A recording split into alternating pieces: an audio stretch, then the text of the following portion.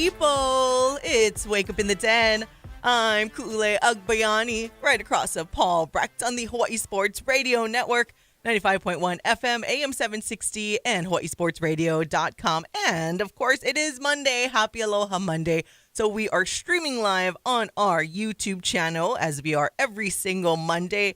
Maybe in the summer we'll start to stream a little bit more because it'll be less busy as we go throughout the summer, and then / getting geared up for the following or next sports season. There's a lot to get into today and a lot coming up this week. So there's a lot that happened over the weekend, a lot coming up this week. Whew, I'm already trying to catch my breath. Yesterday I was already getting exhausted just thinking of how much we have this week. So I was trying to lay out the calendar, but I'm waiting on other people for some of the scheduling for the brackets and stuff, as we have OIA baseball and softball playoffs in action this week. The only one we're waiting on is the Division II softball bracket, because there is a game today between Waipahu and Kailua that is set to determine the rest of the schedule. But we'll get into some of that discussion. Obviously, NBA playoffs are in full swing. The Magic got them right where we want them, in the Boston Celtics. They always say you want to lose game one. Derek White can't be Ray Allen Boston Celtics every single game. Let's just say that. So we'll see. And of course, odds makers, though, obviously will always rely on Steph Curry to do Steph Curry things like he did yesterday, and just be able to I got good news for them. He continues to do Steph Curry things. So, as if it wasn't a shock as to why the Warriors, who were a play-in team, actually had pretty decent odds to win it all. What we saw yesterday is pretty much why they were favored like that. He also had WrestleMania that happened over the weekend. I have been out of the wrestling game, but I do have a deep appreciation for wrestling, and I didn't watch it live, but I was watching a lot of the live updates that were coming through via social media and all of the videos and stuff. So I'll talk a little bit about that and share some fun stories of my wrestling fandom and everything like that coming up later in the show. Watch out. As if that would surprise anyone that I was a wrestling fan, very much a tomboy growing up. So what are you going to do? But this week, again, playoffs. We will get into some HPU baseball coming up in the second hour, as we were out covering the HPU baseball senior day on Saturday. Not the final result we wanted, but nonetheless, the Sharks are in the playoffs. So that's the main thing. Their season will continue, even though they lost. And even if they were to lose this coming week, they do finish off the season with Chaminade.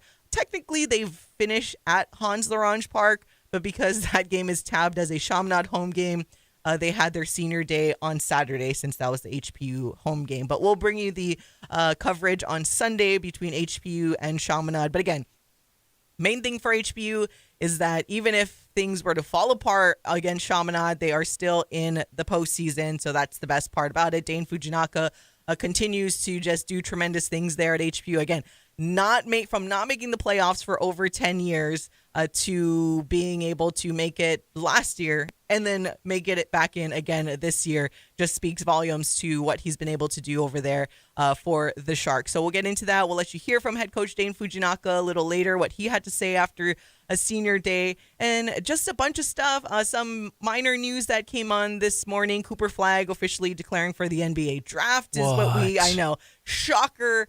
But of course it is official. I like how when they post it, it's supposed to be shocking, but nonetheless, he's in there or declaring for this year's NBA draft. But NBA draft is happening way down the line because it's NFL draft week, everybody.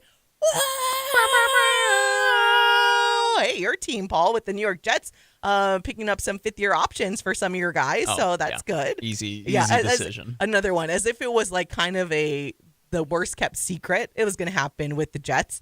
But this is when Paul's and my team have a season. We can be excited about the upcoming season in the NFL draft. I think I'm waiting on confirmation, but on tomorrow's show, I believe Darnell Arsenault might be joining us to talk about some of the draft players that he is quite familiar with. Including Tataira McMillan, who is projected to go pretty high this Thursday. Again, NFL Draft, we will have our special NFL Draft show streaming live on our YouTube channel as well. So it's going to be an afternoon show. Obviously, that morning, on the morning show, we will do an extensive NFL draft discussion and get all anxious like it's Christmas Day and who all of the teams are going to draft and get excited about the upcoming football season. And then, we'll see what happens that afternoon. Michael Lescaro will join us in studio. I've made up my mind, or I talked to the powers that be that made up their mind. We will start at 3 o'clock. Understood. 3 o'clock. So technically the draft itself obviously goes live at 3, but they don't actually pick until like 10 minutes, 15 minutes after start time because they do all the ramp up and then on the clock, blah, blah, blah. So I was like, you know what? 3 p.m. should be a good time for us to start our special Thursday afternoon NFL draft show because, like we mentioned, we don't have to be at least at the Stan Sheriff Center that evening. So that's good because the Rainbow Warriors, the volleyball team, getting a first-round bye into the semifinals of the Big West Conference Tournament. That's another thing going on this week that our team will just be all over the place. Things going on. Yeah, between McKinley High School, Hans Orange Park, and the Stan Sheriff Center. Still need to figure it out, though, because our next-door neighbor over here needs to tell me what his schedule is. So hopefully our Chaz Ontai can give some assistance to us this weekend, and then we'll kind of figure out where our plan is on all of our coverage and everything going on. But men's volleyball semifinals, likely we'll end up having to play UC Irvine. Obviously, anything else can happen in the Big West. They did fall over the weekend to UC Santa Barbara. Of course, probably the mainstay, Christian Tetrisky, has been out for a while. And then probably one of the surprising things that came out on Friday is that Luis Akonoko, another one of their main hitters, someone who's really taken a big leap up, not necessarily in talent because we knew the talent was there, but he's has had less errors, I guess is the best. Has played cleaner volleyball this year, right? He's a more complete player this time around. But there you go. And so now it's like, man, that's going to be daunting. Again, it was like reported by Billy Hall, a lower leg injury or something to Luis Akonoko, so didn't make the trip. So we will see what happens this week and where the Rainbow Warriors will end up. But we've always said from the beginning, it's get into the final day, get into the championship game, and you're likely in because the committee, it's almost like you have no choice but to let the runner-up team in the Big West get the at-large bid. Obviously, the winner gets the auto bid. Other than that, if you don't get past Friday, I mean, season's all pal. As plain and simple, it's like win and you're in, and then what happens on Saturday is what happens, whether you win or lose the championship match. But Friday is probably the bigger game for the Rainbow Warriors if they want to see their season continue. Yeah, sending the best to Louis and Christian as they recover from this. Weird thing with lower leg injuries, they can be funky. So, like, even if you do come back, it can still then kind of linger afterwards where you're not at 100%. Maybe you do play and then you're not able to. They're weird injuries, so hopefully that's all okay for him, and this was more cautious so that he can play on Friday. And similar with Christian Tetrisky, who, with all due respect to Finn Kearney, who has been incredible since, coming in, Christian Tetrisky is one of the best opposites in the entire country. Like, and to be fair, Finn Kearney might be one as well, but, you'd like to see those two back fully healthy because then you think about it where if one of them does still miss, at least you do have Finn to fill in on that other spot. And, Kainoa Wade has been doing a nice job throughout his little stretches here and there where he's filled in. But nonetheless, like, you'd like to have the full array of your best players available as you go into this weekend against some of the best. I mean, realistically speaking, this is a great warm-up if you do end up making it to the national tournament. This is a great warm-up for it because you're basically playing another team, another quarter of what it's going to be. So I'm really excited for the weekend. Hope everybody is getting everything they need to taken care of when it comes to recovery. And that doesn't just go for the injured guys either. We've talked all year about how these guys, for whatever reason, are always sick, are always, something's always going on. So take care of yourselves this week. Be smart. Make sure that you're healthy when we get to Friday because, like you said, that is, in a lot of ways, that is the season. That is your way to punch your ticket to the national tournament. So Should be fun, should be rocking. Hope to see almost 10,000 of you guys out there once again. It is an awesome time, and they deserve your support. Yeah, and we'll see what happens. And the good thing is, like, the future is bright for this Rainbow Warriors program. So outside of Kurt and Aleu, everybody else is back. Yeah. So like, should everybody, like, or should things not go as planned on Friday? It'll be a bummer, obviously, because that does mean that the men's volleyball season is officially over, unless the committee just, I don't know, realizes what they should do. What they should do. Because I will say that. But then again, like, well, yeah, because then it would be Irvine that would get in. And, I was going to say, I will say that now, like, before that matchup happens, so I can come back to this just in case. Irvine is also an incredible squad. So, like, realistically speaking, I know Charlie Wade has said that it shouldn't or that the committee would never do it and whatever.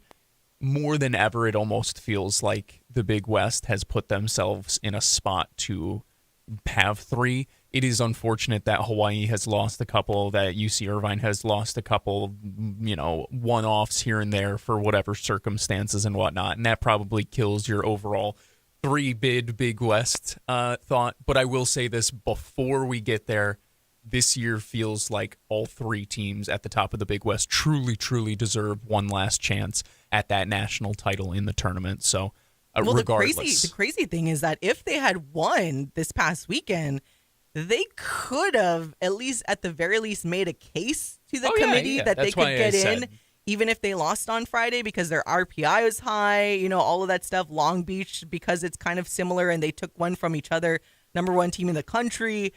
But because they couldn't close it out on Saturday, that's where it's becomes more daunting. Or at least we want to still be positive that Friday anything is possible. But when you're going up against UC Irvine, someone with top 3 player in the country, not knowing if you'll have your top players on Friday, it's just anything's up in the air. And then in terms of committee, we don't know what they're likely. It's win or go home. Anyways, we'll get into even more men's volleyball as the week goes along. But we want to touch on the NFL draft a little bit. Coming up in this hour, we will get back to our conversation. That's what I forgot to mention, because on Friday, we had to tailor this conversation to today, because Zor Ned joined us on Friday, and Paul and Zor did an extensive NBA playoff breakdown last week Friday. Mahalo to Zor for making time to come and chat with us and visit us in studio. But Friday, in the hour number 1, we were kind of talking about the UH Manoa Athletics Director search. So we will get into that coming up in the next segment and let you guys hear firsthand from what Neil Abercrombie had said, because we kind of touched on that. And also Gabe Lee, the chair of the Board of Regents, had said. So that's coming up in about 5 to 10 minutes or so. I did want to touch on some of the NFL draft stuff, though. Again, Thursday we'll have our very special afternoon NFL draft show with Paul, myself, and Michael, taking you through pick by pick. Also getting our live reactions on YouTube, if that's kind of something that you want to see, because last year was a riot. So we'll see what happens this year. Who knows? Anything can happen. Yeah, come join us on our YouTube channel. But no, it's kind of interesting. Adam Schefter posted this write-up this morning on ESPN.com, and kind of was an interesting take on Shedeur Sanders, obviously quarterback coming out of Colorado, but saying, quotes, because he said, where could the draft's most interesting prospect land? And saying, again, this is via Adam Schefter, from the moment the draft process kicked off, the biggest question has been where Colorado QB Shedeur Sanders will be selected. It continues to be the single most intriguing storyline heading into Thursday night. No team has done more on one player than the Giants have done on Sanders. But officials from the Giants organization were at most, if not all, of Sanders' games last season. They went to some of his practices and they met with him, all of that stuff. But I thought this other part, I don't know if you saw this, Paul, because it talks about the Pittsburgh Steelers at number 21. And it says the sources said the Steelers had not been planning to draft a quarterback in round 1, but they also were not expecting Sanders to potentially fall out of the top 10 if that happens. Now, all options seem to be on the table for the Pittsburgh Steelers, and they are preparing in case they have the option to draft Sanders, which would be, again, very interesting. There was another point in this article where Adam Schefter had talked to some like agents and GMs about that quarterback position and basically saying none of the quarterbacks are intriguing, which is not something new. It's something that we've been kind of saying on this show as well, where some of these teams, like especially the Browns, like you can forego any type of quarterback moves and just, hey, bet on next year, right? Like next year is supposed to be a lot better. Saying basically like the other than Cam Ward, like all the other quarterbacks in this year's draft would go further, like if compared to what last year's QB class was and what next year's potential QB class is going to be. But I also saw another interesting thing in this article about how if Shedeur does get or when he gets drafted, depending on where he goes, it will kind of like be his first time not being around his dad. And I know that's 100% true, but I never really thought of it like that. And it's almost like the pressure, whatever team drafts them, with it kind of notes with the exception of Pittsburgh and Mike Tomlin, because I think Mike Tomlin has just that. I mean, the guy was able to coach Antonio Brown for years, and like nobody knew he was that much of a head case. So Mike Tomlin can clearly wrangle in his team. He's a winner. But other than that, it's almost like if you're the head coach of whatever team drafts Shedeur Sanders, it kind of makes note that depending if the team starts failing, then it's almost like Dion will try to or slowly insert his way, because I guess his buyout of his current contract at Colorado, even though it's like a $54 million contract extension, it's not overly restrictive. So that's like a whole other like drama heading into whoever will draft Shedeur Sanders that I thought was interesting and intriguing. But at the same time, like everyone's been saying though, how much of a risk do you take drafting any quarterback in this league or in this draft unless you are that diehard for one when you could punt to next year? I mean, you're probably going to be awful if you're already picking at the top. So except for the Bears, but you just punt for next year. I'll say this. Shedeur, in a lot of other classes, probably is not a first-round quarterback. It's just like he's a fun quarterback. I don't know if I comped him on the show or if I did this off the show. Kind of comped him to Geno Smith, or at least the way that I view Geno Smith, a good college quarterback, somebody who can have a successful NFL career, but not somebody who has overwhelming athletic traits, not somebody who is going to, his arm talent isn't otherworldly. What makes him good is his ability to process, and sometimes he does hold on to the football a little bit too long. It's not always his offensive line's fault when he gets sacked type of thing. So he's an interesting prospect. I think he's a fun young quarterback prospect for some team to get. But like you mentioned, there are a lot of things that come along with him where he doesn't think he's an intriguing prospect. He thinks he's Patrick Mahomes, and he thinks that, well, I shouldn't speak for him in that sense. That's unfair. But you get what I mean. Yeah. The confidence, the bravado that he has is not that of somebody who can. And to be fair, that's exactly what you want out of your quarterback. You don't want a quarterback who is incapable of being confident, incapable of being, because at the end of the day, that's who you're looking to help lead you to a Super Bowl. But nonetheless, he's not somebody who, I don't know. He's not like Joe Burrow. He's not like Justin Herbert even. Like, he's a solid prospect, but might need time. He needs to go to, kind of like you mentioned, the right situation. And that's why if I'm one of these teams at the top of the draft, I'm not jumping all over myself to go get him. But if I'm somebody at the end of the first round, if I can get a 5-year deal with him, because that's the luxury. For those of you who may not know, the luxury of first-round picks versus all the other 6 rounds is that you get the 5th-year option. Like you brought up today, the New York Jets picking up their 5th-year option on their 3 first-round picks from the 2022 draft. It's an opportunity for teams to have just that extra little year of control and have that opportunity to negotiate a contract extension, the rookie scale deal, yada, yada, yada. And obviously, we have seen the quarterback position, the salary numbers continue to go up and up and up and up and up and up. So when you can have a guy on a 5-year rookie scale deal at the quarterback position, that changes things a lot of times. So wouldn't surprise me to see teams, even at the top of the draft, move up from the top of the second round into the late first to try and get Sanders if he does drop. I also wouldn't be surprised if, somebody like the Saints, who continue to see Derek Carr get hurt over and over again, and they've been in cap hell for, since I've been in high school, it feels like. I wouldn't shock me to see them take him at number 9 overall. At least the colors wouldn't really change. It wouldn't change all that much. We already know he looks good in those colors. I was that seems like somewhere that Dion will be maybe inching his way in there if they continue to struggle over there in New Orleans. But Shedeur kind of gives me, and not equivalent to the type of player they are, but just the vibe that I had gotten them coming out of college is kind of how I felt about Bo Nix. Like, I never really thought that he was going to not jump in love out with at him you as a prospect. Yeah, but he don't ended hate up him. in a good situation there in Denver and was able to be coached the way that he should into the right scheme and everything. But he wasn't someone Play to his strengths. Yeah, and I still don't think he's someone that you can plop him in any franchise and then he'll be able to take you to a playoff, Bo right? Nix would be out of the league right now if the Jets drafted him, by the way. Exactly. So that's kind of how I feel about Shedeur right now. It's like, all right, he obviously athletic, he high quality of a player, but does need to end up in a good situation in order to succeed, and not someone that you can just plop in there and be like, hey, go at it, kid, and let's just see what happens. So funny thing is, I think what I subscribe to most, my favorite spot for him at this point, I don't love Pittsburgh.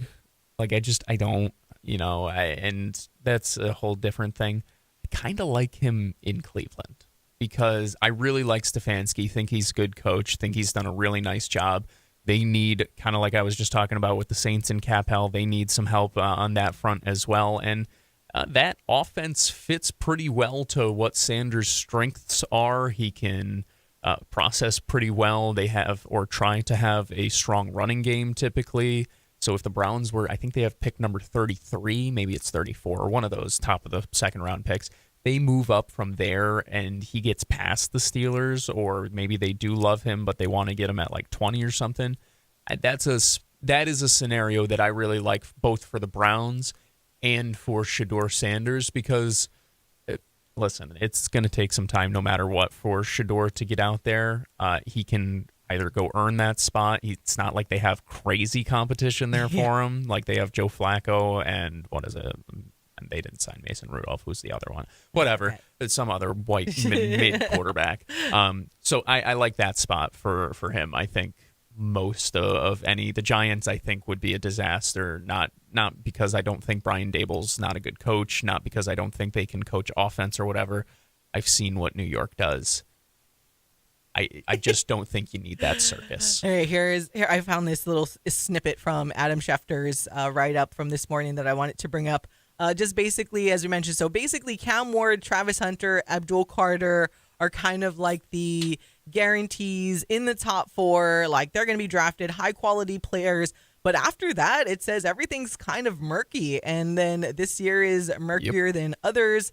So it says multiple teams have said the player who will be drafted at number 10 is the same quality as the player drafted at number 32. It will be about each team's preference, but in the opinion of multiple personnel people, there is not a tremendous amount of difference. At least one team does not have a first-round grade on any of the quarterbacks in this draft. The general manager of another team said there are no surefire quarterback solutions, and the top-rated passer in this class, Cam Ward, would be the 7th-rated passer in last year's class.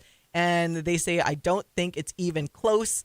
Some teams and prognosticators have predicted 4 quarterbacks to go in round 1, but there are smart people around the league who believe there might only be 1 or 2 who go in the top 32, which wouldn't be surprising either. To see 4. Yeah.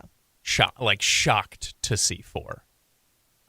2 might be the max. 3, I could see 3, actually.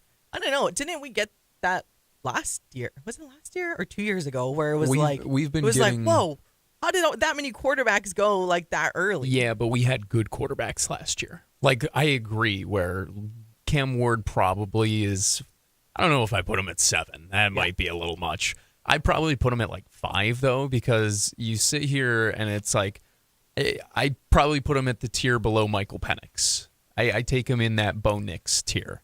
Who, by the way, Bo Nix was surprising in his rookie season to me. Yeah. He was better than I thought he was going to be. But, like, that's probably where I would put Cam Ward. And then again, situational. But we also, last year, if you go back and you check the tape, we didn't think Bo Nix really was a deserving first-round pick last year. It was just a situation type of thing. So, I don't know. It sounds about right. Anyways, we'll get into more NFL draft conversation coming up in hour 2, and of course throughout the rest of the week, as the draft is Thursday, or at least the first round anyways, the big day of the NFL draft. Well, when we come back, though, we're going to switch gears and get you caught up again with picking up our conversation from Friday and about the Board of Regents meeting in which they discussed the athletics director search update. So we'll be right back on the Hawai'i Sports Radio Network.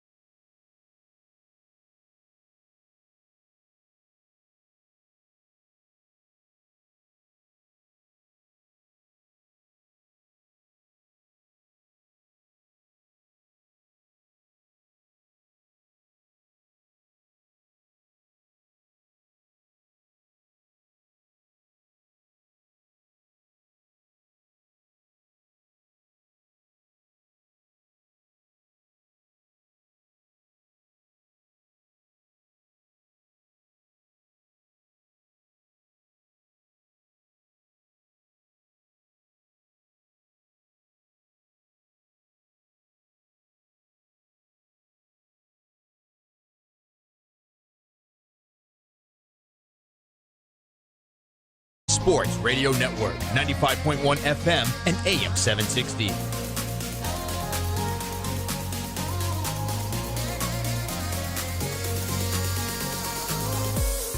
Welcome back to all of you, the beautifulest of all the beautiful people. It's Wake Up in the Den.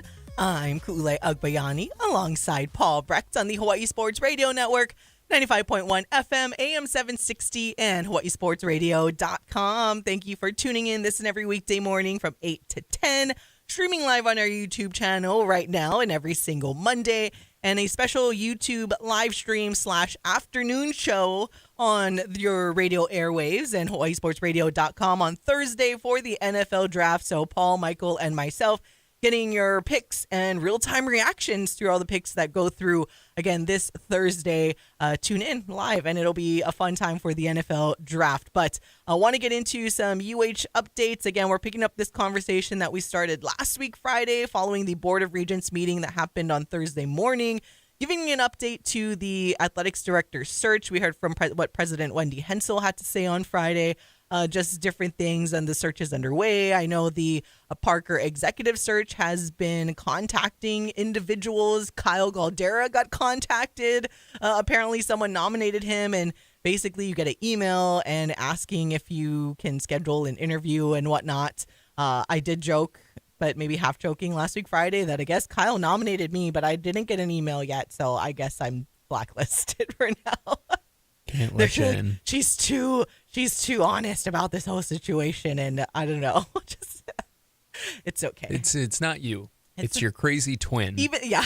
It's your crazy twin. Even they though couldn't I've let said you I don't want the close. job, it's still nice to at least be wanted, okay? Like, let's just be real. Like, everybody just wants to at least be contacted. No, but in all seriousness, there were a couple of things that were said or points that were brought up by Gabriel Lee, who is the chair of the Board of Regents and who is also on the search His committee. Full government name, huh? I know. Gabriel. Gabriel Lee. Is Gabe that Lee. Gabriel? I guess. Trying to be nice. Book of Gabriel. Anyway, sorry. I was like, why is Paul trying to defer from everything that's I going don't know. on? I don't like Anyways. this conversation.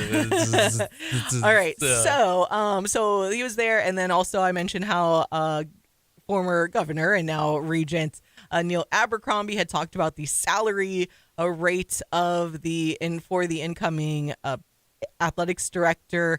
But I wanted to play the clip for you from Gabe Lee. So this was in his response to basically Regent Abercrombie kind of sharing some concerns on the search committee and the process. Again, we're going through it. I thought we tried to resolve the process. Nothing will ever be perfect, but you figure they have technically the Board of Regents has a regent now on the search committee. It was kind of an interesting little tussle on the Board of Regents meeting. But anyways, this is what Gabe Lee's response was to Regent Abercrombie after he was kind of bringing up concerns that he had about the search committee and the process. Just to give a little background, since Regent Abercrombie had mentioned about the athletic director search. So the president has put together a what I consider a very complete 80 search committee, which includes donors as well as former athletes, as well as administration, as well, both on the faculty side as well as coaches, at least one coach. But to give you a little background, we have been had a series of meetings already. So we haven't. The job posting went out. We have we've had 3 meetings so far, and a lot of it has gone deep into getting a better understanding for everybody on the search committee. We've gone through the budget process as well as the total numbers, mechanics of how the athletic department works and gets funded. We also had a chance to meet with Gloria Narvaez from the Mountain West Conference and 2 of her people, and that was very good. They did bring us up to date on just NCAA Division I as well as the Mountain West Conference, and so everybody's on that, up to date on that. And then most recently, we had a chance to get updated by on NASID, so the new Aloha Stadium, and we all wanted to get on the same page, have the same amount of understanding, and then we're going to start looking at the applicants, and then Parker is also getting us the compensation figures. But the president did mention that it's definitely going to have to, from what we've seen, it's definitely going to have to be above 400,000 on the base, as well as incentives. And incentives are good, I mean, they hit it. I mean, they make it, they hit it. That's good for the school. And then a contract. And in the Mountain West, as well as other Division I conferences, you're going to need a 5-year contract. It's not going to be 3 years, or it's not going to be at will, just to be playing or to at least get quality applicants. So we're working hard on it. We're spending a lot of time, and we'll start seeing the applications pretty soon, and then select a larger group of finalists, and then get down to a smaller group of finalists. Regent Abercrombie. Yeah, thank you, Mr. Chairman. I appreciate all the work that that committee is doing and that you're doing on it. I want to say so, but I'll make an observation. $400,000 in a 5-year contract will not get us a Division I athletic director that is capable over the next 5 years of keeping us in Division I. And that was Board of Regents Chair Gabriel Lee. And then right at the tail end of that, you heard from Neil Abercrombie, another Board of Regents, bringing up the issue about the very low salary that it seems like Hawaii can offer and wanting to make sure that it is of the standard to get a high level candidate and to retain them. Because as we know, like you can come here and then if you get poached to go somewhere else, you're going to go somewhere else.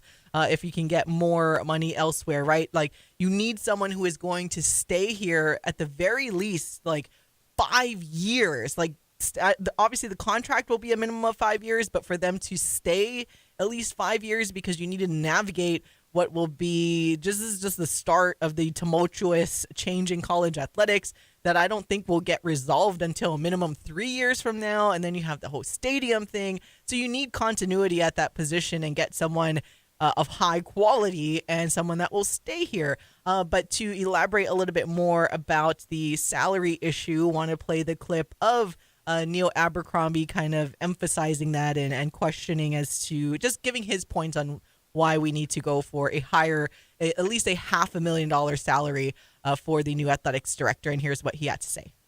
If we're going to operate in Division I, we're going to have a salary that is going to attract the caliber of candidates in the first place so that when you make a recommendation to us, you can do with some confidence that this person will be able to operate in present Division I milieu, if you will, in the present Division I context.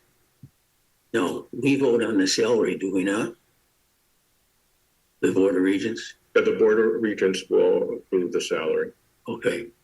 Well, I think we ought to, at a minimum then, Mr. Chairman, speaking as chair of the BOR and as our representative on this search committee, we need to make clear what that salary range should be. And I think we need that search committee needs to know what it is. I don't think we can find out at the last second after somebody is presented to us and then try to decide that day what the salary might be. Yeah. Well, we have the comparable, recent comparable numbers of the Mountain West. And the salary range we have that still has to be presented. Correct. I mean, keeping in mind that we are relying on publicly available data. I understand completely. All I'm trying to get across here is if we will not be a Division I school very much longer, we will not be able to compete. That isn't understood by everybody in the public, understood by the state. We'd better get to that understanding pretty quickly. You have high school students coming out have never thrown at a football team, never thrown a pass in their life at Division I level that are getting $1 million salaries. I'm saying that we will not attract anybody for the athletic director position that is at a salary that doesn't at least give them a fighting chance to be able to compete for support for Division I status. No. We don't need to go further with it today, but I will say if we don't have at least $500,000 salary plus what are euphemistically called incentives, that we will not attract anybody worth the effort that you're going to put in. It has to be started at least at $500,000, if not more. That's my. And that was Board of Regents Neil Abercrombie, and bringing up a lot of good points there, right? Like that's exactly what we're talking about. Crazy. We had someone at a discount that wanted to be here and was doing cool things, but yeah, what are you going to do? But he's 100% spot on, because that's similar to what we talk about when it comes to everyone being up in arms about the men's basketball coaching position, right? And that's something I've been very adamant about is, yeah, it's great. Like, everyone wants to make this change, and Eran Ganot is not the best college basketball coach in all of college basketball, But if you're talking about getting someone to come here of a higher quality than because I still think he's a very good coach, high quality human. But if you want someone even better than that, you're going to have to pay the $500,000 for a men's basketball coach. So Neil Abercrombie kind of saying the same thing as it relates to the person that is going to be in charge of the athletics department. And I think it's the good points, and the Board of Regents do approve the salary. So that's why he was voicing it. Obviously, President Hensel was there. Gabe Lee was there. And I don't know how much You and your bestie. me and my bestie. I don't know how much they'll take into account of increasing that salary, but I'm glad that Neil Abercrombie was very adamant about that, because you need more than what Craig Angeles was getting paid, like the mid 300,000s, in order to attract someone that is at minimum, we could only hope to be the same type of quality and care as Craig Angeles was, and then moving on to get someone like that or better with all of that collegiate experience across the country, and knowing what we've seen online where there has been a lot of, and I use a lot because I don't know what the actual figure, but there has been some turnoff to the job seeing what happened to Craig Angeles. So there's that whoever the candidates that coming in, they're dealing with that, where you need to attract them to pay them more to potentially deal with that risk of maybe getting their career ruined should they go out the same way that Craig did, where it's like based on performance, but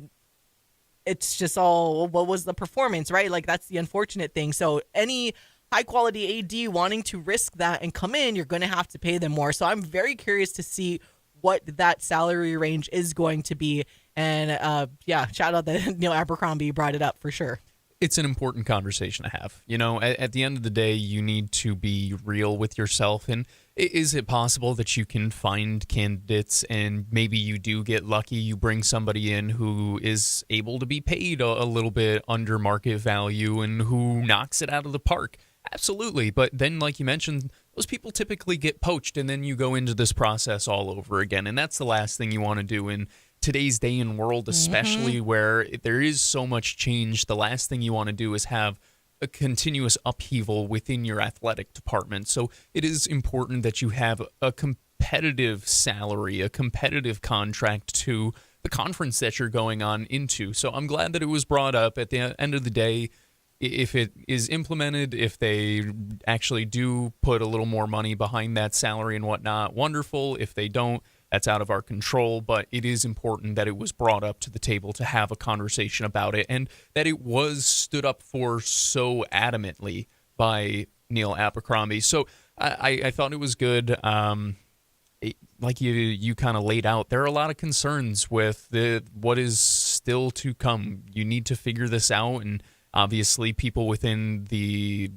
athletic department, people within the university understand that there needs to be a little bit of an urgency with this hire and this process as well. So I don't know. I'm actually taking all of this as a good thing, because I like to think that conversation is good. Even if it feels uncomfortable at first, I think it's good that they had this, that it's put out there, and also that it's put out there publicly as well. So maybe there's a little bit of extra pressure. Hey, we need to make sure that this is what we're doing. We're meeting these standards so that the University of Hawaii, which deserves the very best, because that is the primo, university, that is the name brand here in Hawaii when it comes to higher education, deserves the best. So I was glad the conversation was had. It's a difficult conversation, obviously, and one that is going to continue to be kind of batted back and forth, I'm sure, but one that is continually important nonetheless. Yeah, and one point that another part that Neil Abercrombie brought up, and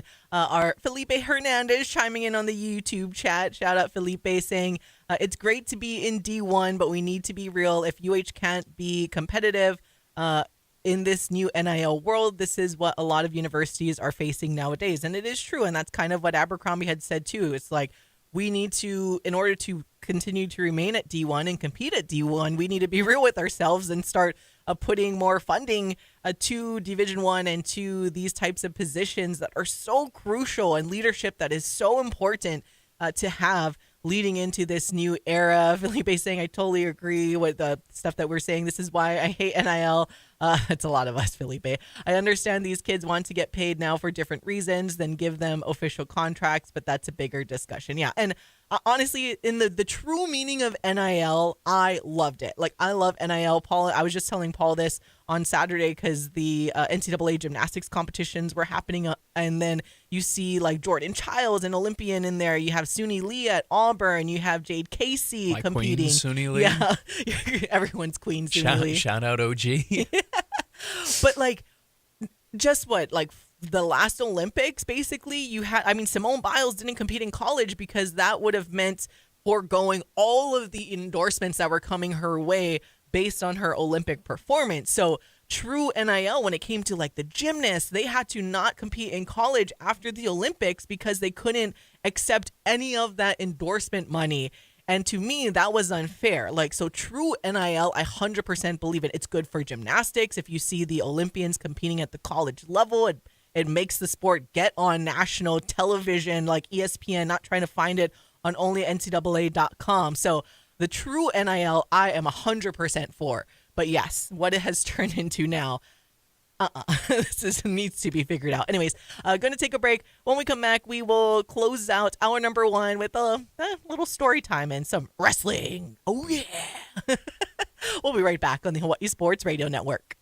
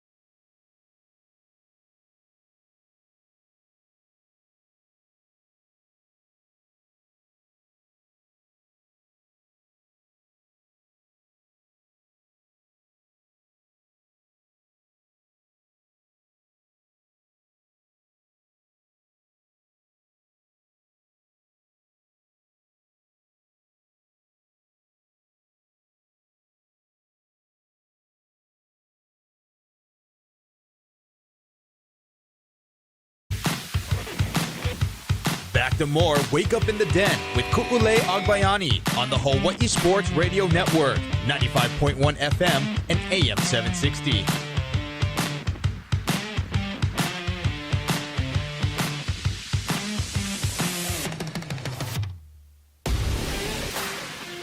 Welcome back to Wake Up in the Den. Kule Agbayani and Paul Brecht on the Hawaii Sports Radio Network, 95.1 FM, AM 760, and hawaiisportsradio.com. You guys can text in at 808-888-KGU1. That's 808-888-5481 if you want to kind of get in on the conversation. Closing out hour number 1. I just want to touch on a little bit of wrestling as WrestleMania 41 happened over the weekend, and my wrestling fandom has gone by the wayside, but every now and then when it's WrestleMania, I won't really watch it live, but I'll definitely keep up with everything that's happening on social media and all of just like the video clips that come out and everything like that. I used to be a big wrestling fan, when I was a kid, thanks to my dad, because a funny story is because so I was very, very girly when I was a toddler, like You? fluffy dresses only, cute little shoes, hair in like the ponytail. My room was pink. I had Barbie dolls for days. Very, very, very girly. I would always watch Care Bears and My Little Pony. And Dad, this is when, most times, like back in the day, you only have like one TV in your house. And there's the TVs in the living room. So everyone's having to share the TV. So I'm watching my Little Pony, and my dad, almost like he's like a brother, comes in like as a kid. He didn't even, this is how I knew very early on, like you don't always get what you want. So I learned very early that, sorry, I'm the dad. So I would have to deal with him in my middle of my like little kid show. Nope, Dad wants to watch wrestling. So you change the channel to wrestling. And I'm like, Dad, My Little Pony. And then, nope. So then I'm watching wrestling with my dad. And then I ended up loving it. And then I was a big Bill Goldberg fan. I wish I could I wonder if I have a photo of me in elementary school, like had the Goldberg t-shirt and everything. Like loved wrestling back in the day, and like Sting and everybody like that. And then obviously like the new era comes in, kind of started watching and everything with when The Rock was active in wrestling, and then it's faded out ever since. Do you smell what The Rock is cooking? But kudos to like the WWE and just keeping everybody entertained for all of these years, right? Like characters just keep going on. Obviously John Cena is kind of similar to The Rock in that he does a lot of acting on the side, so not necessarily like full time. But exactly, it's iconic. But he turned bad guy recently, courtesy of The Rock. It's Isn't like that this whole called turning heel coup. Come on. I'm trying not to use those things so our people can understand. Paul, this is what the show is about. We want the people to understand what we're talking about. I'm glad we're talking about the well-known sport of WWE. Yeah. Then. So he turned bad guy, and like The Rock, there was like this whole thing that happened, and Travis Scott and everything like that. And I guess it came to the main event yesterday for WrestleMania, and everybody lost their mind. Like this morning, social media is just so upset with The Rock not showing up and the lackluster of a main event in the second day and all of that stuff. So it was kind of interesting. Like, man, The Rock was like totally catching all these strays, and Triple H with the storyline. Like, why did they do that? So it is kind of interesting to see the diehard wrestling fans, and they didn't appreciate. Like, I understand what wrestling and other brands are trying to do with getting some of these like rappers or influencers part of their brand, but the diehard wrestling fans don't really care for Travis Scott, right? So it's like he had this whole long part and a part of the main event, and everyone's like, all right, well, why is he part of it, and where's The Rock, or where's anybody else, someone from the family, or, Fair. Somebody, anybody. And it was just a whole interesting thing to go on social media about. I appreciated that Stone Cold Steve Austin made a pretty cool appearance. The glass crack is like iconic, and everyone freaks out. 124,000 plus people in attendance over the 2 nights at Allegiant Stadium. A couple of them. I mean, it was wild. Like the energy, I could feel it like through my like social media channels, just watching all the videos. But I appreciated Stone Cold being there. Yeah, I may or may not have done the Stone Cold iconic like double chug with the beers on a booze cruiser too. Let's just say that. So it's kind of fun that he did that as well. Rode in on an ATV. It was a fun time, but yeah, no Rock. So that was kind of a bummer for all the fans. Anyways, we got to take a break. When we come back, we'll pick up some of this conversation because some people are commenting, and I think I saw a text come in about wrestling of all things. And then we'll get into some HBU baseball, some other stuff. But we got to take a break. We'll be back on the Hawai'i Sports Radio Network.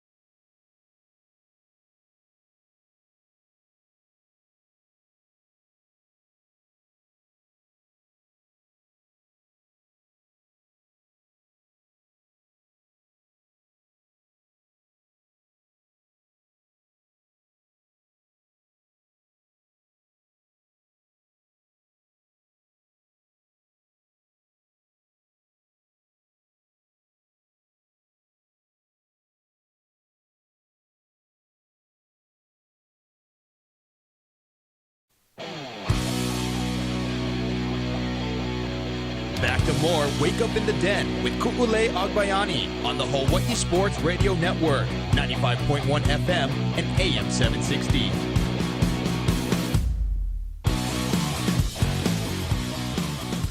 Welcome back to Wake Up in the Den, hour number 2.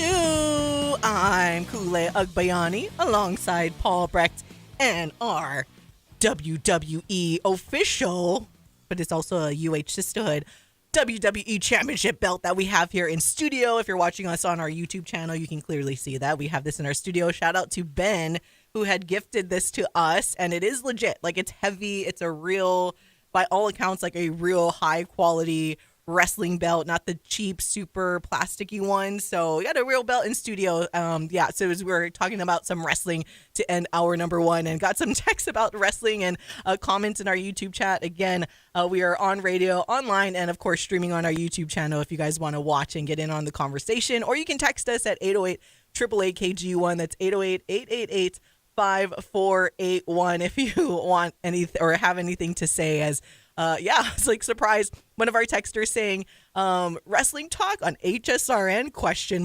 Oh yeah, in my best Macho Man impersonation. I hope that was good. I hope that was a good Macho Man impersonation and that did you justice. So I had to like act it out a little bit.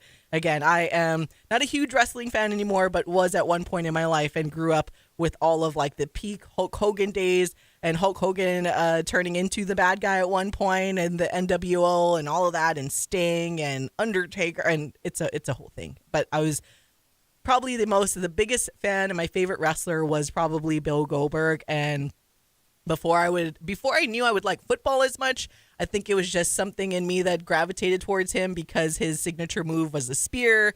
Like other wrestlers, including The Rock, obviously, we are a former football player. So I don't know, maybe that had kind of something to do with it, that I just gravitated to Bill Goldberg. But no, it was interesting. We were kind of touching on the conversation a little bit with WrestleMania, because I know a lot of real current wrestling fans, that was like the talk of like on Twitter, being very upset about yesterday's main event with John Cena. And by the way, John Cena, like, I know he's not full-time technically anymore, but 47 years old, man. Like, these wrestlers are incredible. And I hope that people still don't kind of dog on wrestling and about it being fake. Again, it's scripted. It's scripted. The storylines are scripted. It is not fake, though. It's like these guys and gals are doing very real stunts, getting very hurt sometimes. And it's just incredible athleticism. But again, John Cena, to be that muscular, 47 years old, and be flying around like that. I know the main event was a little lackluster between him and Cody Rhodes, but at the same time, it's incredible what these men and women do with their bodies. Like, again, only scripted, but I hate when people say that it's fake, because it is not fake. The stunts are real, and it's just it's fun that they've been able to sustain this long. And Vegas, I mean, the staging, everything was so cool. Again, I could feel the vibes just emulating off of like my phone, watching it on social media. I was getting all fired up, so it was a good time. It sounds like a good time. I am hoping that my team was not up late watching it. If for anybody who also is a Knicks fan, they know that one Jalen Brunson, along with some of the other guys on the squad, are also big wrestling fans. So as somebody who is very invested in them potentially going up 2-0 in their playoff series later today against the Detroit Pistons, I hope they got a good night's sleep and they caught the highlights this morning instead, personally. But nonetheless, it sounds like a fun time, even if it was slightly lackluster. I do want to give a shout out. I think this is our friend Robert in the chat, UAB fan 92, because Robert actually, who normally gives us shouts on Twitter and whatnot. So thanks for tuning on in. It's nice. Always fun when we get a new chatter in. Yeah. Even if it's somebody we know, it's fun when they get in on the conversation as well. So just wanted to give him a little shout out. Wow. And if it's not, sorry, I've now said that you're somebody else, but we also appreciate you coming in to comment. Well, shout out to them, because they said that they loved my impersonation of Macho Man. So thank you again. You're So that was welcome good. here You're anytime. welcome anytime. keep it coming. Keep it coming. Like telling us our good impersonations. I got more. Let's see. Someone was said, "Oh, Nature Boy." Woo! Oh boy. Hopefully that was good. I can go all day, you guys. Don't even get me started on this. Get you going. All right, lovely. It is Robert, by the way. Okay. Again, low key have not kept up. I kind of tabbed in a little bit when Ronda Rousey kind of did that whole thing as well. So, which the wrestling community gave her props on being an actual like pretty good at wrestling, because it's different moves. You can be an athlete but not be able to move and perform and get the timing down like these wrestlers can, and that's why it's always been so impressive to me. And I just, like I said, I just don't like when people dog on wrestling for it being fake, because you try to do that in the ring and fly all over the place and sacrifice your body, take a chair to the head, bleeding, concussed, and everything like that, jumping off of cages, breaking tables. Like, it's incredible, and it's a fun time. Like, you're really going for the pure entertainment. Hey, that's what's part of the name, is like, it's entertainment. Mm-hmm. So I'm glad, like, all of these, shout out to all of you guys that are also some wrestling fans out there as well. But sorry, thanks. Keep it coming, you guys, in the YouTube chat. That I'm so good at this wrestling thing and gassing impersonating. up. Yeah. Oh my goodness. No, this is fun. Have you ever watched wrestling growing up at all, Paul? I mean, like in full, like from start to Or no. just like if you I've were watched, ever like- maybe like a basic No, fan at one point? Not enough to actually claim it. Like I've seen little bits and pieces when Jalen went on and he had like this little thing with Tyrese Halliburton this past summer. Like I watched that, but I am not in the same sphere as you guys, and I don't feel comfortable claiming that type of fandom because it's not legitimate, you know. I wish I could, but it seems fun. I like, as I continue to get introduced more and more, or you know, exposed more and more, I guess, to these sports. I mean, it's happened with volleyball, where That's when I true. came out here, I was not a volleyball fan, and now I don't miss a single match. I watch other volleyball matches that aren't like University of Hawaii. So, you know, maybe this will be kind of similar case. I'll start to take it in a little bit more and more. My wife watched something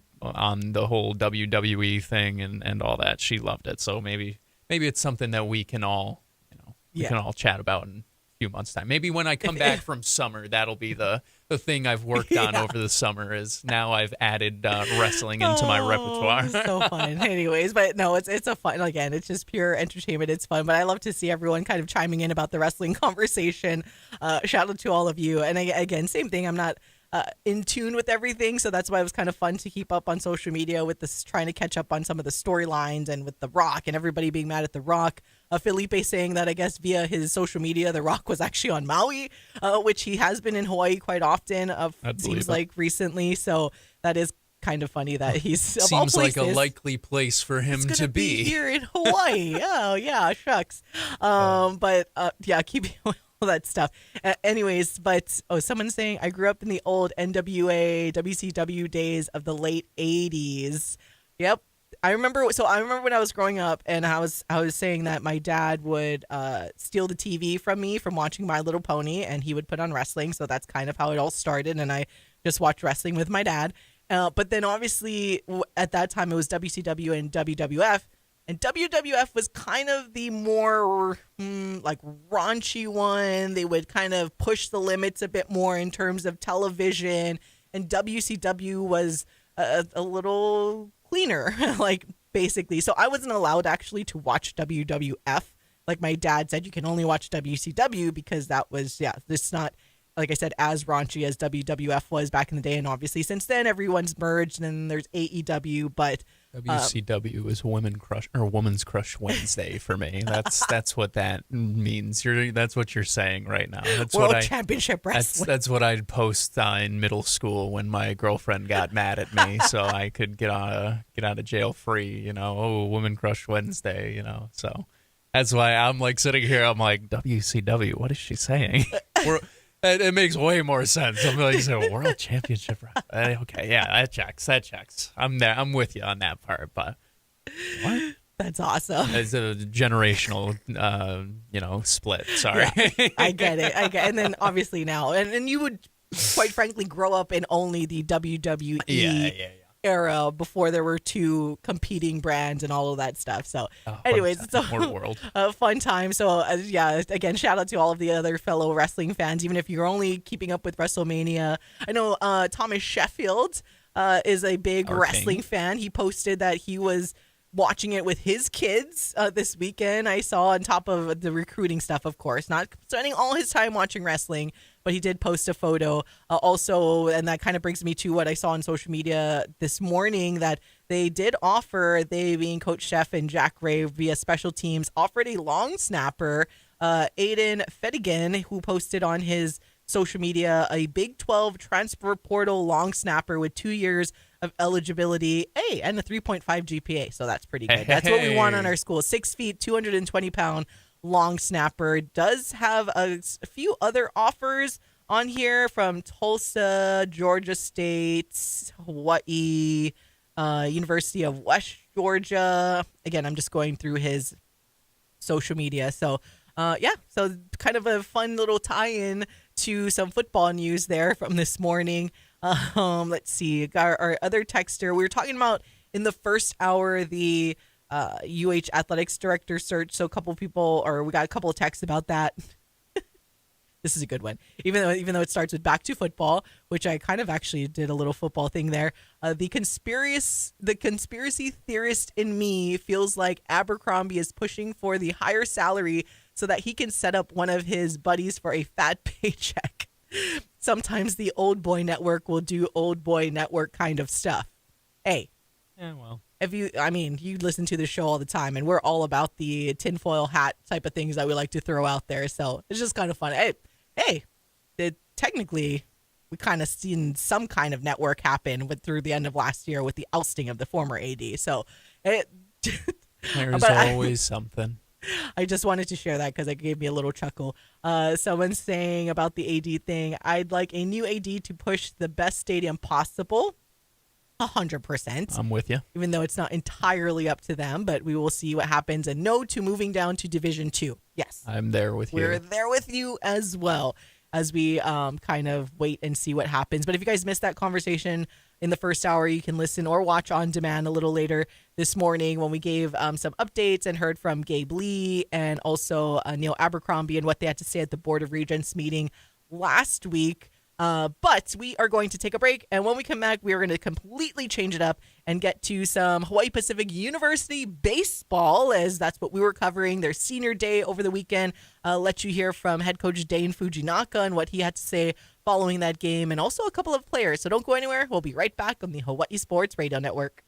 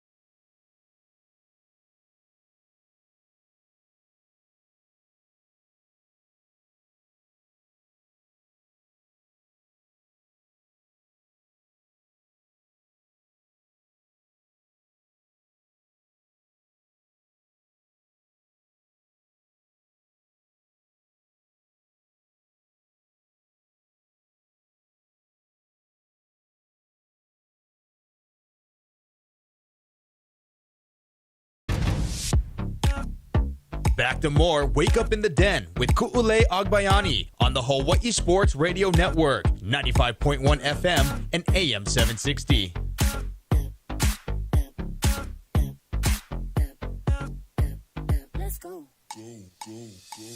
Welcome back to Wake Up in the Den. Ku'ulei Agbayani and Paul Brecht on the Hawai'i Sports Radio Network, 95.1 FM, AM 760, and of course, hawaiisportsradio.com, and streaming live right now on our YouTube channel today and every single Monday, and then a special live stream this Thursday afternoon for the NFL Draft. So we will have a special afternoon show in which we will take you through every pick and get our reactions from it, so you can actually see our reactions via our YouTube channel. And of course, we'll talk about each pick live on the radio and hawaiisportsradio.com. So you, again, tune in this Thursday, 3 o'clock. It'll be Paul, myself, and Michael Lascaro will be here in studio. So we'll have a NFL Draft football party, and hopefully we get the teams that or the players that we want to get. So it'll be a fun time. Again, this Thursday, tune in on the radio, special afternoon drive show, and then also live on our YouTube channel, because we'll see if I just walk out and see what happens with Nope, in the Bears we trust, in the new management we trust. We're good. I just have this natural reaction to just think negatively before the season starts, because that's what I'm used to. And then now I'm like, no, we are keeping it positive. Ben Johnson we trust. In Ryan Poles we trust. What is it okay that you want? I don't know yet. That's my I haven't question. gone through everything yet to really decide, all right, that's the player I want. Let me rephrase. So by Thursday morning I will be prepared. Position would you like? Gut feeling. I don't need a name off bat. I need some sort of offense, defense. I need trenches. I need skill position. That's more where I was asking. I did a poor job of asking that the first time. It's weird because naturally I will say offensive line, but I know they've done some work in the off season. To be fair, you can never have I'm just enough. Offensive line. You can never have enough depth. I want on Ashton the offensive Janty. line. That's what I want. See, that would be so much fun. That's if what I want did for have you to guys. choose a specific player, it would be Ashton Janty, because it would be nice to have a solid running back again, because that's something that they need, because they did shore up did things to improve the offensive line. So it would be nice to have a little bit of a running back, so you can actually have you think two about different ways to go on the offense. what Ben Johnson did with Jameer Gibbs, what Ben Johnson did with the former Baron, David Montgomery, just those type of things. It would be very exciting. Also, I wouldn't blame you at all if you do come back on Thursday and you're like, Janty would be fun, but I still really want us to take an offensive lineman. Yeah. Because similar to what we've talked about with the University of Hawaii, in the NFL, you also can never have enough offensive line depth because injuries happen. The last thing you want to do is get your franchise quarterback in Caleb Williams injured. The last thing you want to do is shut down your own running game by having a poor offensive line after one injury, two injuries, or whatnot. So I could see that as well. I was just curious, if there was any gut feeling from you right away, because like you said, typically this is our time of year, our team's time of year. Off-season champions. Except for like I said, for right there for a second, I was already having my dejected feeling. I'm like, no. Let's bring it back up, Ku'ulei. It's not done yet. We're just getting started. Anyways, I digress. We'll get back to that conversation, but I wanted to pick up with HPU baseball because that's where we were out on Saturday. Again, not the results that the Sharks wanted on Friday or on Thursday and Friday. They were able to beat Vanguard Thursday 12-2, Friday 11-1. So doing what they do best and putting up runs like no tomorrow. Saturday, they had a doubleheader because Friday's game got rained out. The second game that was supposed to be played on Friday got rained out, so it got pushed to 2 7-inning games on Saturday. First game, they lost 7-2, and then the second game that we broadcasted, they lost 10-4. I will just go and say, though, because this Sharks team, they get dangerous down the stretch.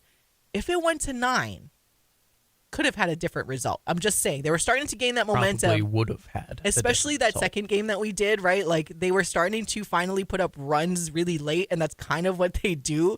So, should there have been the 2 more innings like there was supposed to be, could have ended senior night or senior day a little differently. But nonetheless, it doesn't affect them getting into the playoffs. They are in there no matter what happens with Chaminade, Westmont at the top, Point Loma at 2. Jessup is technically third in the conference, but is not eligible. Hawaii Pacific is 3, and then Vanguard is right behind them at 4. Now the Sharks are 25-15, and then Azusa Pacific, who would be the first team out, is 18-20. So that's why there's kind of that.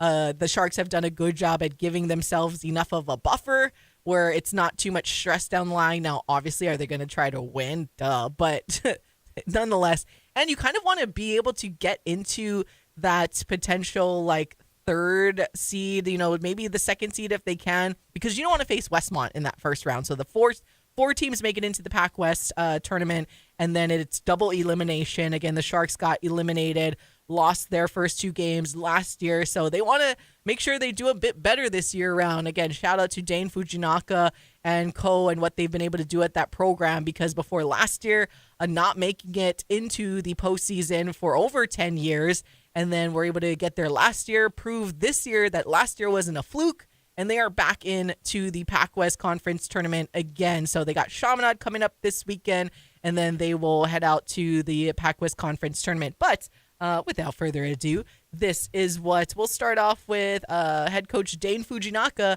and Paul got a chance to catch up with him after the game, and here is what he had to say. Coach, could you just talk about this group and what they have meant to this program? Yeah, I mean, 16 seniors, it's first thing that comes to mind is just how much our team was made up of those guys. And, each of them individually have impacted our program, in their own way. Some guys have been here for five years, and Makanakia, I think, is a 5-year guy here. Daniel Johnson, been here 3 years, and, Ryan Inouye, 3 years. So, I mean, it's just obviously a really, great day for us to be able to celebrate them and all their success individually and what they were able to accomplish here at HBU as a team. You talk about the success individually and as a team individual. I mean, the amount of records broken this season by guys have been incredible. You have Ryan Inouye, who not just in a single season, but career record holder out of the pen. Can you just speak a little bit to how special it is to have all these guys in one group who've kind of turned the program around back to where it should be? Yeah, I mean, you said it yourself. I mean, when you have the saves record holder in the senior class, you have the hits, hits record holder and Noah Blythe, who broke it yesterday. Bronson's got the home run record.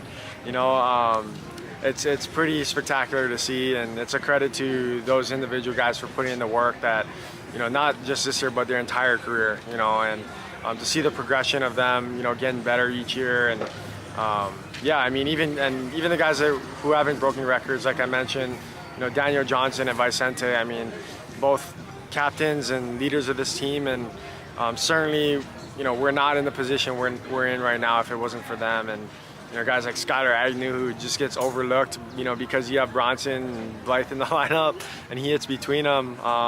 But man, like the impact that guy has had over the last 2 seasons. I mean, he's probably been our most consistent hitter out of everybody, and it's awesome to see them, finally make their way to graduation day and make their mark on the program as seniors. And then let's just talk about, we're here at Hans L'Orange, a nice crowd out here, families all enjoying the senior festivities. What can you say about the support for the program that made its way out today and just all throughout the season? Yeah, I mean, this is one of the days that I obviously look forward to, just with seeing all the families come out and all the, their classmates and friends come out to support them. It only happens in Hawaii, and this is part of the experience that we get to tell kids about, why they should come here is, hey man, like we do this thing on senior day where we get lays and, all of our guys celebrate each other, and man, it's special, and it's special because of the families and the friends that come out here and make it that way. And that was HBU baseball head coach Dane Fujinaka following a Saturday senior day game. All right, moving on, we will hear from one of the seniors from that day, Kona Waina's Bronson Rivera, who is also the single season home run leader for HPU. So broke that record this season. So along with other records that the other players on the Sharks have done as well. But Bronson Rivera, again, out of Konawaina, started his career at the University of Hawai'i, Manoa, and then transferred over to HPU and just had a phenomenal career there with the Sharks. But this is what he had to tell our Paul Brecht following Saturday's game. Hi, Bronson. It's senior day. Your career has taken ups, has taken downs, but this year has been quite the ride for you. Take me through the emotions you're feeling today. Friends and family and teammates all celebrating you and 15 other seniors today. Yeah, man, I'm just feeling absolutely blessed, absolutely grateful. You know, like you said, it's been a long journey, ups and downs. Came a long way, so it feels good to look back and reflect on it all, and just being proud of my little self and the kid I once was, and being in the shoes I am today with this great group of guys. It's been an absolute blessing and a great year with this group, and I want to finish it strong. It's not quite done yet, so let's finish strong.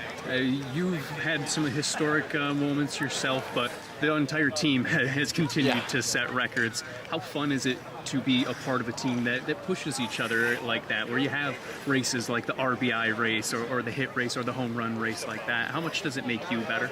Yeah, being surrounded by a great group of guys, great group of ball players. It just pushes me personally to be better each and every day.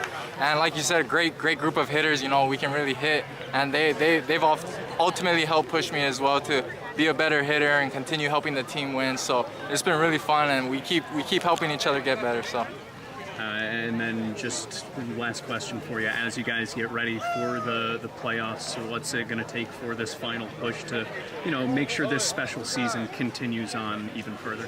Yeah, man, we just got to continue to do what we do, hit the ball, play good defense, and pitch good as well. So if we can just clean up some mistakes that we made these past few weekends and clean that up and head into playoffs playing our best ball, we'll be looking good. So looking forward to it.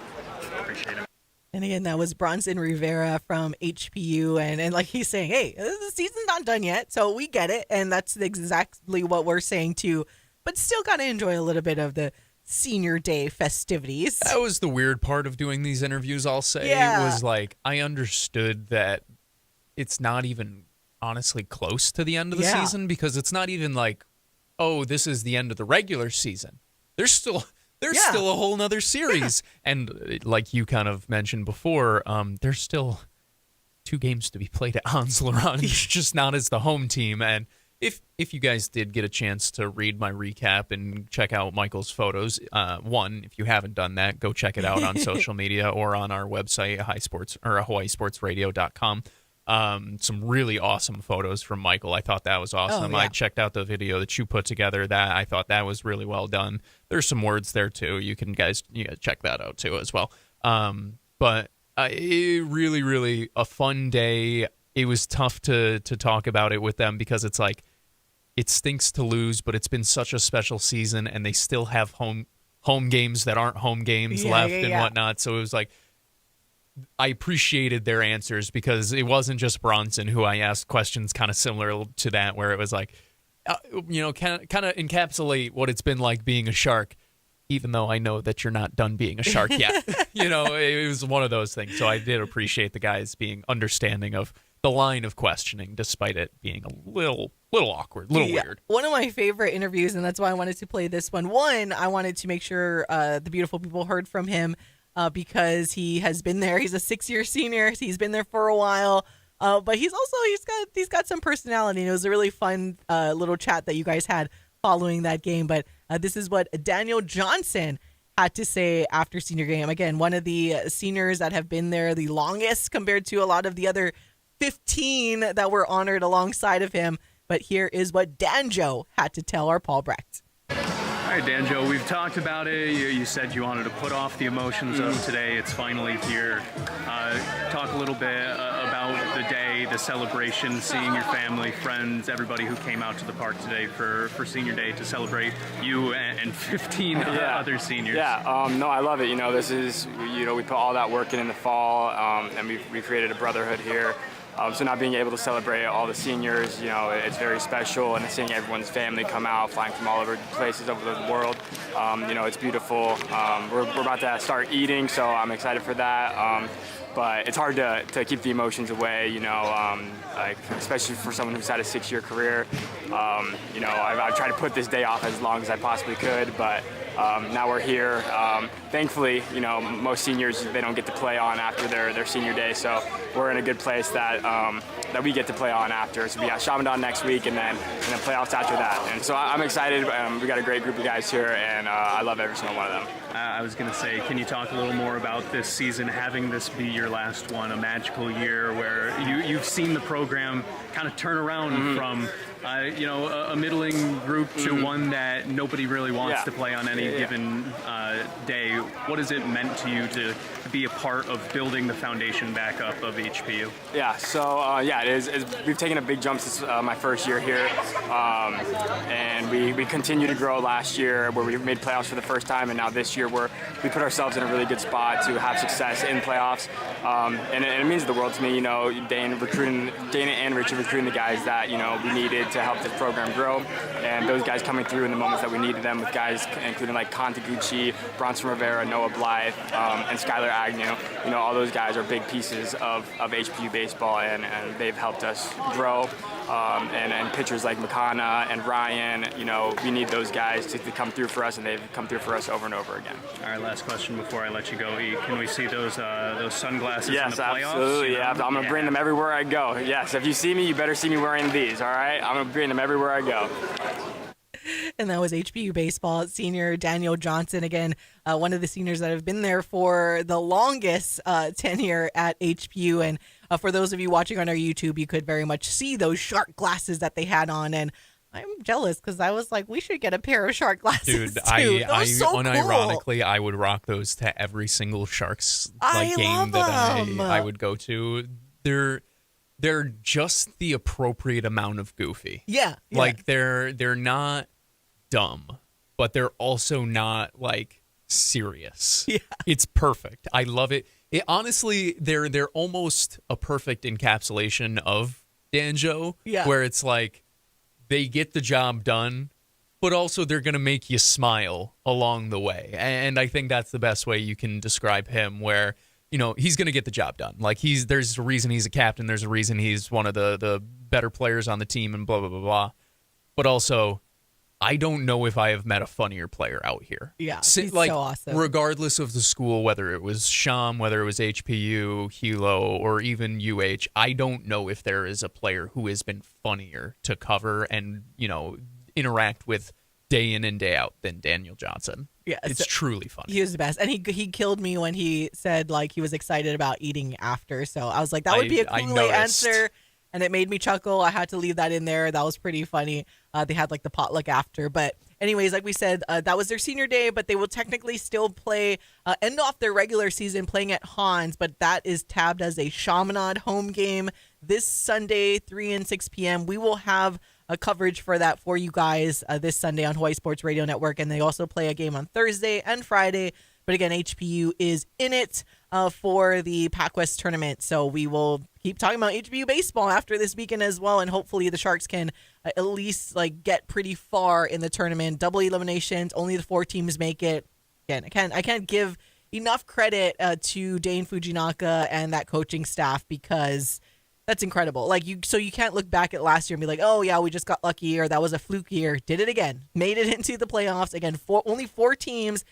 HPU was in it for over 10 years before last year, so they continue to do good things. So obviously you want to, made it in last year. That's great. Didn't win a game. This year, now they got to win a game going into this postseason. And, I mean, this team, they clearly can put up runs. Pitching, like anything else, can be a little inconsistent at times, so hopefully that can get shored up. But you know what? If you score more runs than the other team, then, hey, you're going to win the game. Just score more runs. 1-0 Get and on 100 to 99. Both are wins. Hey. You just got to figure out a way to score one more than the other team does. Which they can. All right, going to take a break. When we come back, we will get back into some of our fun NFL discussion with the draft. As we saw someone here, Felipe is like, Go Giants. Don't need a QB now. Wait until next year. So, that seems to be the sentiment. Or you could possibly get Shedeur Sanders. We'll see. But, we'll be right back on the Hawaii Sports Radio Network.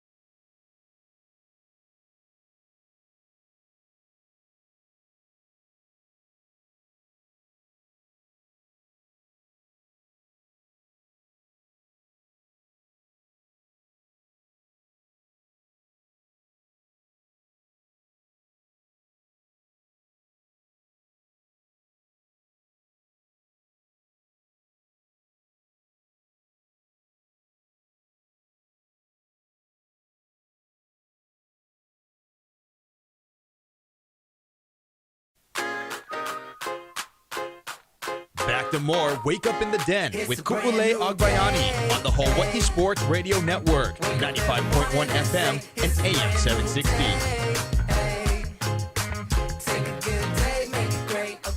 Welcome back to all of you, the beautifulest of all the beautiful people. It's Wake Up in the Den. I'm Ku'ule Agbayani alongside Paul Brecht on the Hawaii Sports Radio Network, 95.1 FM, AM 760. HawaiiSportsRadio.com and streaming live on our YouTube channel like we are this and every Monday from 8 to 10 and a special YouTube live stream this Thursday afternoon. So NFL Draft is this Thursday.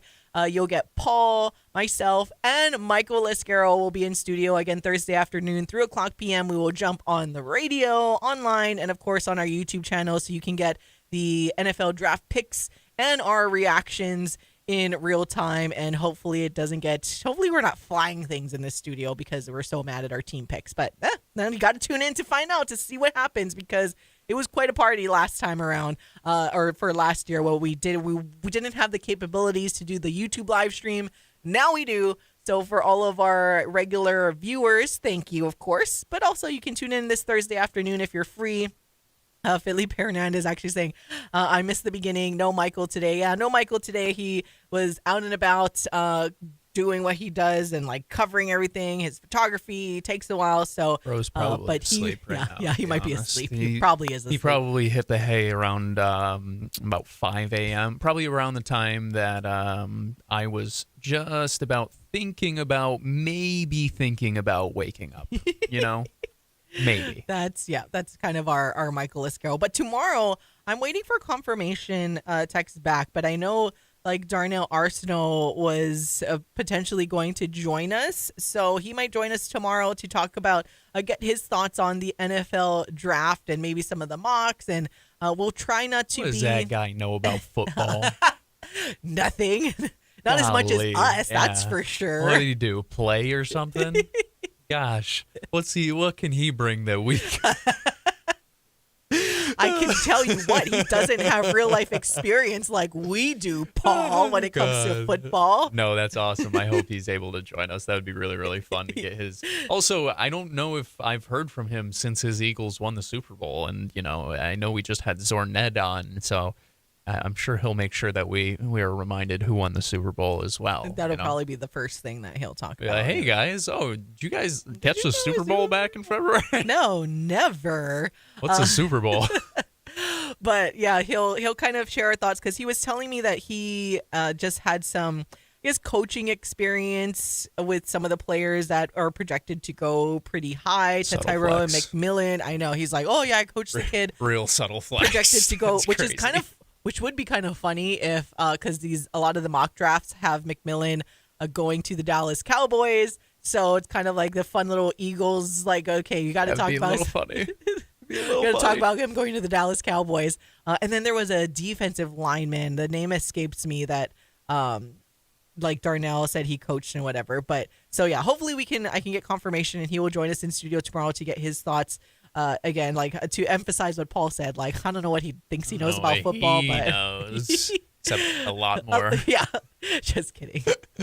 Trying to make ourselves experts, so we know we'll have the real. That's why like we said, bring in real experts. Yeah, so hopefully he can join us again, and then we'll have our Thursday full on, probably the morning show.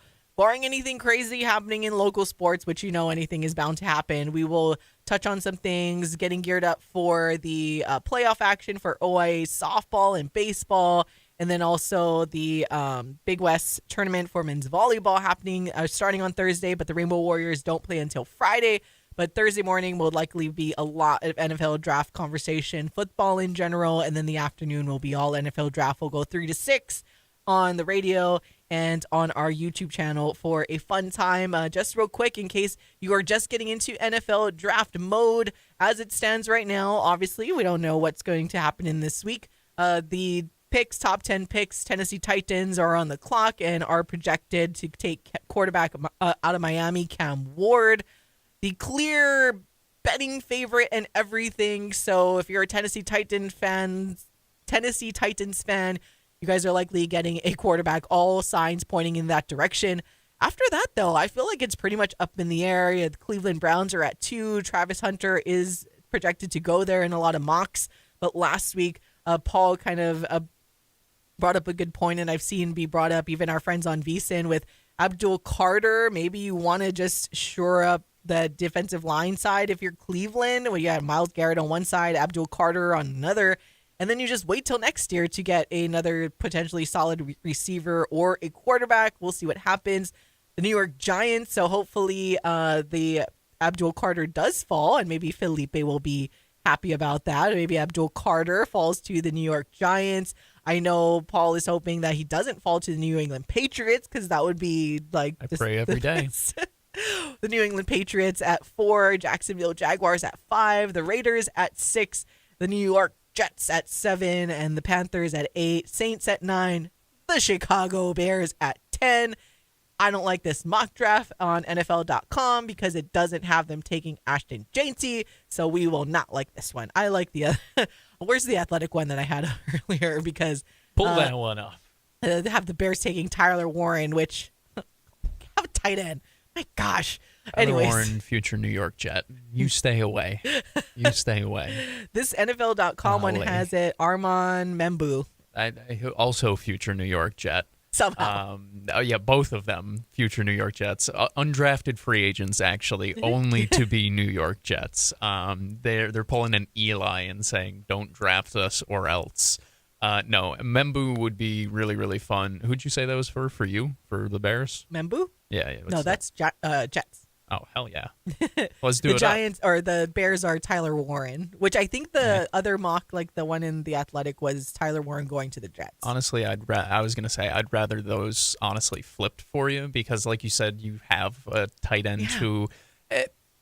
I'll put it like this. I like Tyler Warren a lot. I don't put him in the same class as Brock Bowers, per se. That's the only way that if I'm the Bears, who already have a quality tight end in Cole Kmet, I would be okay with them using the first-round capital on a tight end, on somebody who, maybe is not. Whereas for the Jets, that would help in 2 different areas. You help solidify your blocking because Warren is a solid blocker, but also the Jets just don't have a tight end on the roster that's caught an NFL touchdown in the last 2 years. I would like that to change in at least where if we're going to do that, I'd like to have a high-end prospect at the tight end room. So I would prefer that. And Membu, like we said in the first hour and we talked about in the first hour, you can never have enough depth on the offensive line. He is, in my opinion, the best tackle prospect in this draft. And realistically speaking, if I'm a Bears fan, I don't mind that. You know, I don't know what your tackle situation is like completely, or let me rephrase, how you feel about your tackle situation completely, but most teams always feel that they can get an upgrade in some ways, shapes, and forms. So I would prefer those two picks switched, I think. Though I do like both players, especially for the Jets. Unfortunately, the Bears wouldn't, at least according to the NFL.com mock draft, the pick that I want for the Bears would go 5 picks earlier to the Jacksonville Jaguars, is where they have Ashton Jeanty slotted to be taken by the Jags, which again would bum me out. I really hope he does fall to the Chicago Bears, and if he is available and they don't draft them, then you will get very real reaction from me, and you will see it in the studio that I will be very disappointed, because I want Ash. I honestly don't think he will fall that low, but if he's there, that's who I want. It's like the dream scenario, but we'll see what happens. I think that's what makes it fun. And like how we were saying with Adam Schefter's thing, like a lot of these players, like I said, those top 3 guys on here, like they are clearly everybody. It's Cal Moore, the best. Like when you draft, you want to take the best available player at that point, right? Travis Hunter and then Abdul Carter. And 4 and on in the first round, it's all going to be based on team needs, because best available, like you can pretty much grade them anyway, right? Like it's gonna be. I think that's why it's going to be so fascinating on doing the show on Thursday, because almost every pick will be a surprise, and maybe it's good or bad surprise, but every pick's going to be a surprise. Starting at number 2, I know it's like started to become a little more like, Travis Hunter is going to be the number 2 overall pick, and then probably Abdul Carter at 3 or something, or 4 or whatever it may be. But like the draft starts at 2, because I think Cam Ward's a Titan. It's pretty. You can put it in pen at this point. Yeah. But I do think the draft pretty much starts at 2. So yeah, you guys got to join us. Come, same spot, same channel, all that stuff, and we're gonna add another person. So it's gonna be even more fun. Yeah, and we got hot takey Michael, and we'll see what he has to say. All right, we do need to take a break. We'll be back to close things out here on the Hawai'i Sports Radio Network.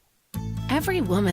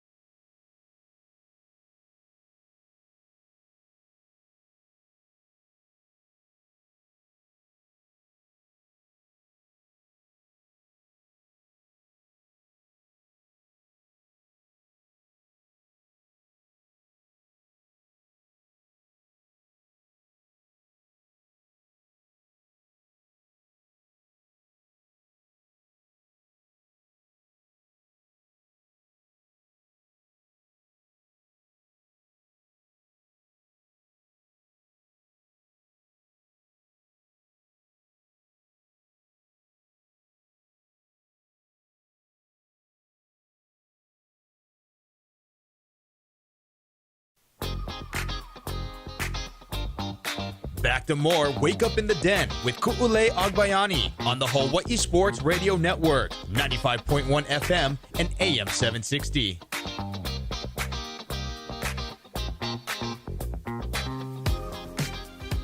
It's Wake Up in the Den. Ku'ulei Agbayani and Paul Brecht with you. Hope you guys are having a fabulous morning so far and are ready for a good week. It's going to be a packed week for us here for Team HSRN with OIA baseball and softball playoffs going on. We will have a softball playoff game for you on Wednesday, but I just got the bracket this morning. Shout out to Andrew Moody, the athletics director at Nanakuli, who is I forgot what you call him, like kind of the manager of the softball stuff. So I had to catch. I emailed him this morning. I was like, I want to catch you because I know it's busy. You have to host a flag football game. For anyone that is curious, like we said, for the third place game in the OIA, that game got postponed last week Thursday due to lightning. Campbell was up 6-0 over Nanakuli. Game was originally supposed to be at Campbell at 5 o'clock, but has now moved to Nanakuli at 3 o'clock. So again, third quarter will resume this afternoon for flag football. And this is just based on, this game obviously winning third place, but also will just determine the rest of the seeding for the state tournament. Shout out to Kamehameha Schools Maui, who beat Baldwin in 6 overtimes to win the first ever Maui or MIL girls flag football title. So shout out to them, and state tournament coming up in a couple of weeks. But this week, again, jam-packed week for us here. We'll cover a softball game on Wednesday. Friday, we got softball championships. Saturday, baseball championships. Sunday, doubleheader between HPU and Chaminade baseball. And then on top of that, trying to cover men's volleyball in the Big West Conference tournament that's happening Thursday through Saturday at the Simplify Arena at Stan Sheriff Center. Whew. So it's a lot. So we got a lot of stuff to do, and appreciate you guys for tuning in and then adding in the Thursday afternoon show for the NFL draft. So we're going to have a packed week, and we look forward to it. Almost like our final hurrah and our last push for this sports season, because this weekend will actually this weekend actually wraps up all of our local broadcasts. That's so crazy when I kind of looked at it.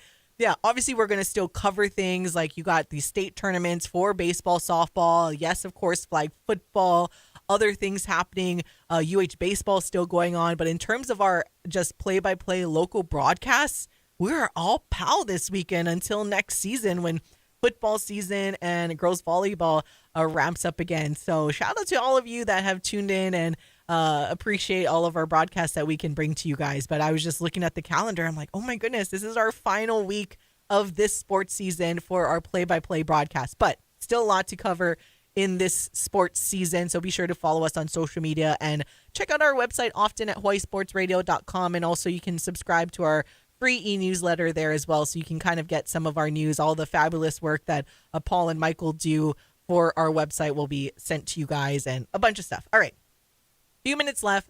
Have to touch on this a little bit, obviously, with the NBA playoffs in full action. Something going on? I kind of made note to start off the show a couple hours ago that Steph Curry did Steph Curry things over the weekend and showed why, the odds makers had a play-in team with better odds to win the NBA Finals than a lot of teams that were already in the playoffs, because Golden State doing Golden State things. I think one of the most surprising things, though, was just that blowout, like embarrassing loss that the Memphis Grizzlies suffered to Oklahoma City. I mean, yes, OKC is good. Like they're the favorite to win the NBA Finals for a reason.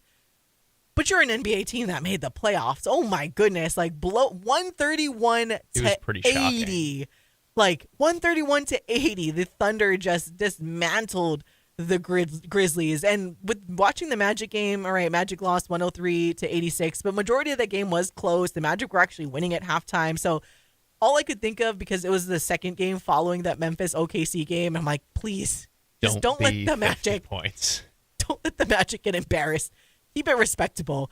And they did. Again, Derek White turned into Boston Celtics Ray Allen in that game. So we got him right where we want him, right? Orlando, let's go.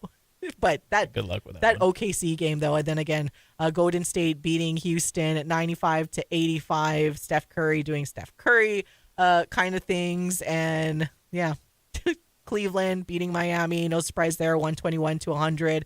I think the other surprising game was like the Clippers going to overtime on Saturday with Denver. That was a fun one. Denver winning 112 to 110. And obviously, Paul be doing the smart thing and not watching the next game while we were covering HBU baseball, so that I made the joke, but it's very real. Like Paul is going to be swearing in front of all the fans in front of us. We'll be watching today, by the way. But the Knicks did win, at least. They did and win. Of course, we'll see how it goes today. Oh, I am so nervous. It's that time of year where every game feels like the weight of like 10 games at the same time. So nervous. A lot of really fun action on the first day or first couple of days of the playoffs. A lot of blowouts yesterday. So hopefully that's kind of the only day of that. Overall, it's fun. It's going to continue to be fun. There are a lot of really good teams in this year's playoffs. It seems that Oklahoma City might be the best of the bunch, though. Oh, my gosh. Yeah, like this. Unbelievable. Still, you're a professional team. Don't get blown out like the game anyways. was over with like 5 minutes left in the third quarter. I felt like it was over in the first half at that point. Anyways, we got to go and wrap it up, but we will chat with you guys tomorrow. For Paul Brecht, I'm Ku'ule Agbayani. Mahalo for listening and watching. It's been Wake Up in the Den. Bye! Home